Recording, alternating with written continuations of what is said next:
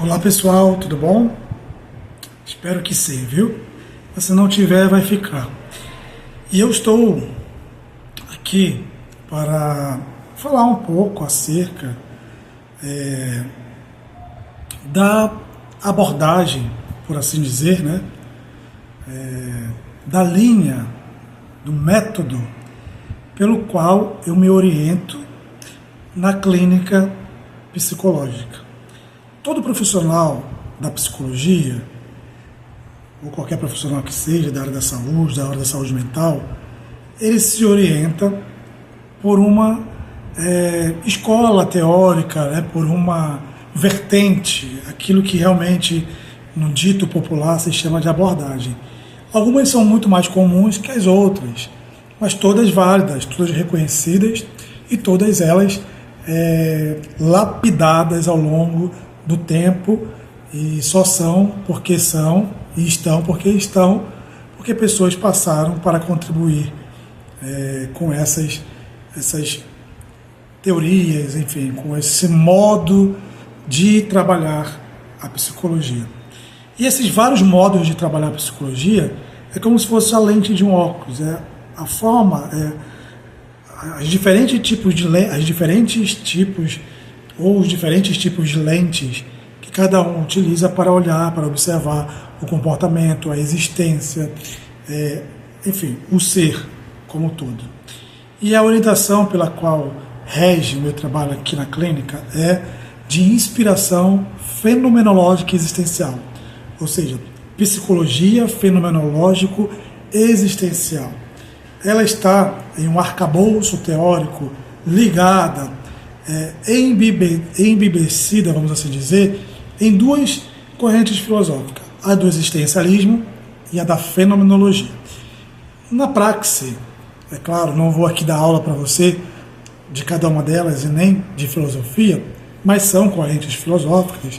Eu vou tentar, nesses próximos minutos aqui, que restam desse vídeo, na prática, como que se dá esse trabalho. A maioria, grande parte dos pacientes que chegam na clínica não se preocupam com isso, nem mesmo sabem que existe uma abordagem. Mas uma outra parte já também expressiva de pacientes que vão à clínica perguntam, quero saber qual é o seu modelo de trabalho. Então aqui eu já estou adiantando, dizendo, né, para você qual que é.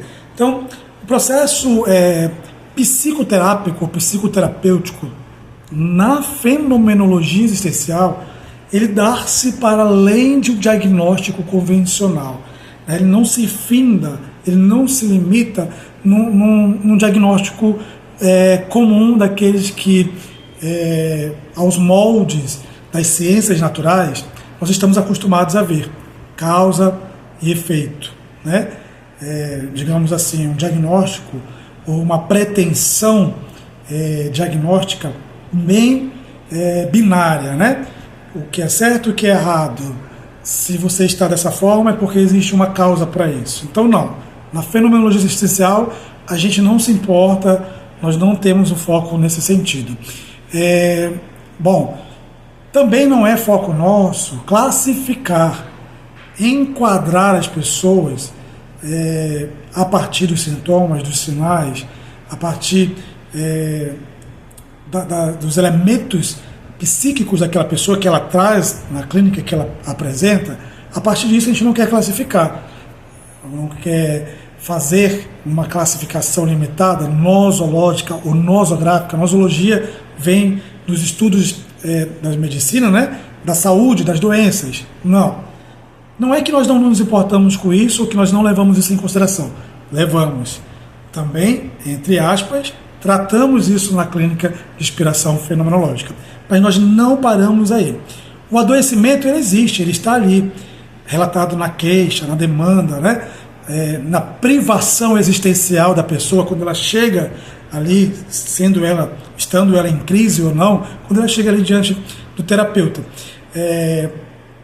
Mas como é para essa pessoa que está vivendo essa condição, como é para ela se sentir, como é para ela viver essa dimensão, né? A dimensão do mundo, da visão de mundo que ela tem, do espaço que ela está, dos contextos, dos elementos que fazem parte dela, naquela condição, e aí eu coloco também a condição entre aspas, porque nós não somos condição humana, nós somos possibilidade, nós somos continente, nós somos conquista, né? O diagnóstico, ou possível diagnóstico, o possível laudo, não é uma sentença para a nossa vida. Mas a partir dele, e muitos diagnósticos até surgem, inclusive, né, são definidos na clínica psicológica, a gente consegue fazer um trabalho, um acompanhamento, uma trajetória, que não é rápida, de avaliação psicológica, para assim dar um laudo, dar um psicodiagnóstico, um diagnóstico psicológico. Bom, as práticas aqui na clínica de inspiração fenomenológica existencial, elas são menos interventivas, no sentido intransigente, né, do processo.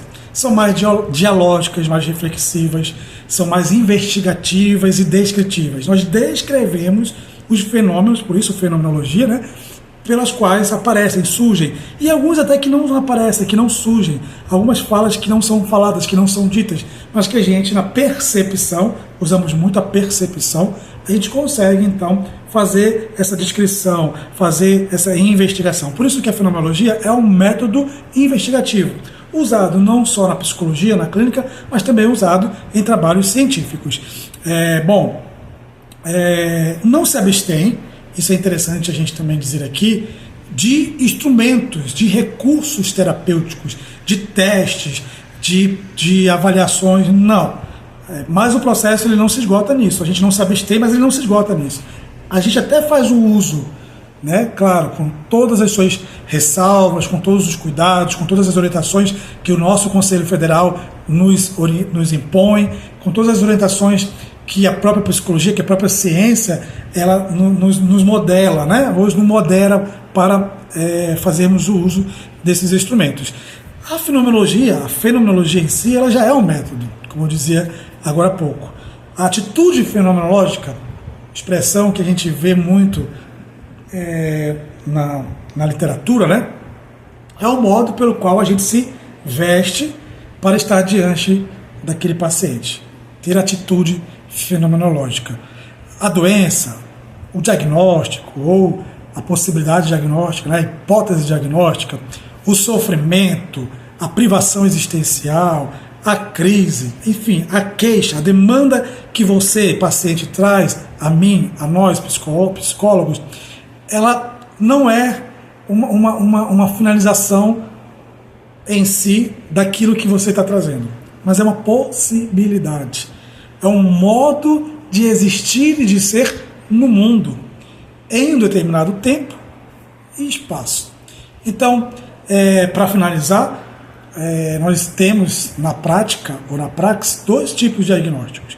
Os diagnósticos semiológicos, semiologia vem disso, de sintoma, de sinais, de causas, que nós, da fenomenologia, observamos, levamos isso em consideração também, e um diagnóstico fenomenológico, que vai atuar, ou tratar, ou olhar, observar, investigar, descrever a essência do todo, inclusive desse ser que está, entre muitas aspas, doente, privado, adoecido, deprimido, angustiado, enfim. Então, eu acredito que, de forma geral, é isso. A gente também não tem essa coisa da alta, né? Algumas correntes, elas têm isso muito intrínseco, né? Começa agora e nós temos um planejamento psicoterapêutico que vai durar ali 7, 6, 8, 15, 20 sessões. É claro que, independente da orientação, da abordagem, por assim dizer, a gente precisa falar para esse paciente de início que sim, existe um início, meio e fim. Mas nesse início, meio e fim, isso é temporalidade, uma expressão também própria da fenomenologia, existe aquilo que é cíclico, ou existe um círculo hermenêutico, um círculo de sentido, e por ser cíclico, ou seja, cíclico vem de ciclo, não tem um início, meio e fim. Peguemos aí o ciclo hidrológico. Qual é o início do ciclo hidrológico? A evaporação das águas, as nuvens? É a condensação dessas gotículas em forma de chuva?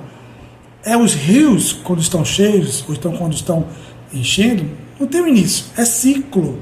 E por ser ciclo ou cíclico, a gente também, nessa visão aspiral, né, vamos dizer assim, na clínica fenomenológica existencial, também a gente se baseia nela. É cíclico. Existe o início. A gente vai fazendo o trajeto junto com o paciente, pegando na mão dele, porque não é eu orientar ou dizer o que você, paciente, tem que fazer, mas é juntos, a gente constrói juntos, estabelece juntos. Da minha parte, tem o conhecimento, tem a técnica, tem um manejo clínico para eu poder ir caminhando com você, para eu poder ir adentrando em alguns lugares ou tirando você de outros lugares, né? Imagina um labirinto. É isso, a gente vai orientando. Por isso que eu particularmente, isso não está na literatura, não sei se está, mas nunca vi, eu particularmente até não uso muito a palavra consulta psicológica.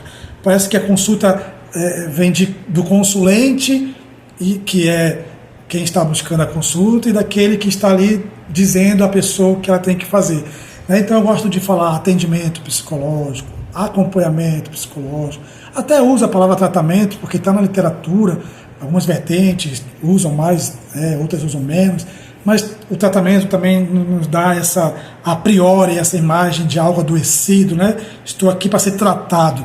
Então a gente vai evitando alguns termos que não são errados, obviamente, mas para que, de início, nessa cadeia de comunicação entre o terapeuta e o paciente, isso não se torne algo limitante, isso não se torne algo determinístico ou determinista, a fim de que aquele paciente não se sinta atraído, não por mim, não pelos psicologismos, né, pelos termos teóricos, filosóficos, não, mas se sinta atraído naquele espaço que é dele, naqueles minutos de 50 a 1 hora, a 60 minutos no caso, que é totalmente dele. É o espaço onde ele tem para ser livre, para ser quem ele é, quem ele quiser ser. Talvez longe das privações, longe das concepções, fora do consultório, e ali ele pode ser quem ele é, falar o que ele quiser.